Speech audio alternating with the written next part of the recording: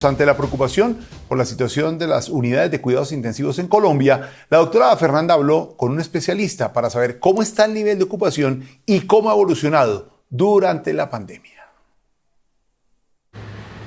Hola, buenas noches. Recordemos que el gobierno definió 9 indicadores para hacer seguimiento del COVID-19 en el país y así ir ajustando las medidas. Y uno de los más importantes es la ocupación de camas de cuidados intensivos. Esas para los pacientes más severos y con riesgo de morir. Como acabamos de ver en ciudades como Cartagena y Bogotá, esa ocupación ha aumentado de manera muy importante. Saludo al doctor Javier Narváez, médico salubrista, epidemiólogo y profesor de la Universidad del Bosque. Muy buenas noches, y esto sin duda, doctor Narváez, tiene que ver con el incremento general de los casos confirmados. ¿Qué hay detrás de esto? Porque hay aspectos buenos como mayor detección, pero también otros que deben llevarnos a mantener las medidas de protección. Buenas noches, doctora Fernanda. Un gusto saludarla nuevamente a usted y a su audiencia.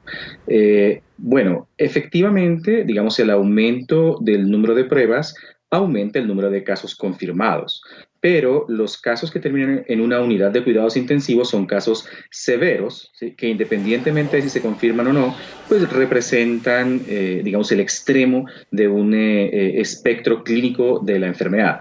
Es importante que la gente entienda que las unidades de cuidado intensivo representan un recurso escaso del sistema de salud y que por tanto son uno de los parámetros, digamos, que generan más alerta cuando empezamos a saturar ese tipo de recurso.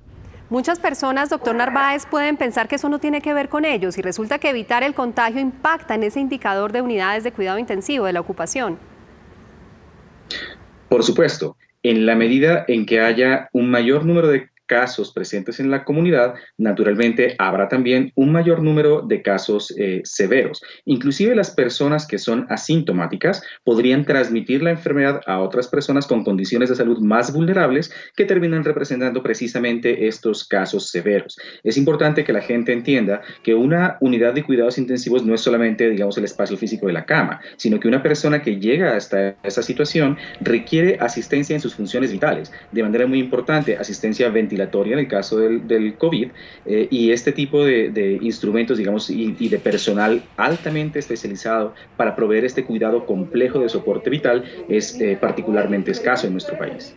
Llegar a esa ocupación del 50% o peor aún del 70% o más tiene implicaciones para absolutamente todos. Por supuesto.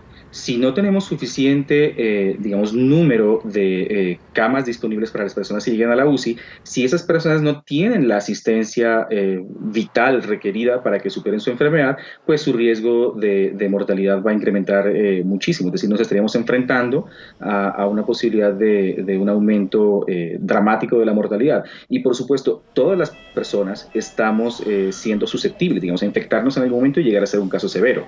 Todos estamos jugándonos una lotería con esta infección. La responsabilidad es de todas las personas y con todas las personas. Incluso de volver al aislamiento si alcanzamos esas ocupaciones tan altas, ¿no? Naturalmente, si miramos el número actual de personas que sufren la enfermedad en Colombia, hemos visto que ha habido un aumento dramático, y si no ponemos un alto que parta primero de nuestra responsabilidad, pues el gobierno tendrá que tomar medidas para garantizar que se disminuya ese número de contagios. O que se mantiene estable, digamos, al menos. Exacto. Algo importante no solo es la ocupación de las camas de unidad de cuidado intensivo, sino también el tiempo de estancia, que no son estancias cortas. Una persona que ingresa a la UCI puede pasar fácilmente 3 o 4 semanas en la unidad de cuidados intensivos. Y naturalmente, aún después de haberse recuperado, esa persona va a seguir requiriendo algunos cuidados especiales adicionales que naturalmente van a ser una carga para nuestro sistema de salud y para todos nosotros como sociedad. La clave, por tanto, está en la prevención. Y seguimos con esas semanas de rezago y vemos el resultado del comportamiento de hace 2 semanas. ¿Cuál sería su llamado, doctor Narváez? Independientemente de este fenómeno, el llamado es a que todos asumamos nuestra parte de la responsabilidad en prevenir que la pandemia se convierta en una situación más grave para todos nosotros como sociedad. De nuestra responsabilidad, maximizando las medidas de prevención, aislamiento físico, lavado de manos, uso de los elementos de protección personal que nos han recomendado, digamos, para nuestra interacción en las calles. De eso depende que el impacto de la epidemia sea menor. Si buscamos la excusa para salir cuando no tenemos la necesidad, el impacto puede ser dramático, mucho más que lo que estamos viendo en este momento. Definitivamente este es un recurso fundamental y escaso, y que esté disponible para los casos más graves que lo necesiten depende de todos. Vuelve y juega. Hay que bajar la transmisión del virus para no saturar al sistema, y eso está en nuestras manos. Feliz noche.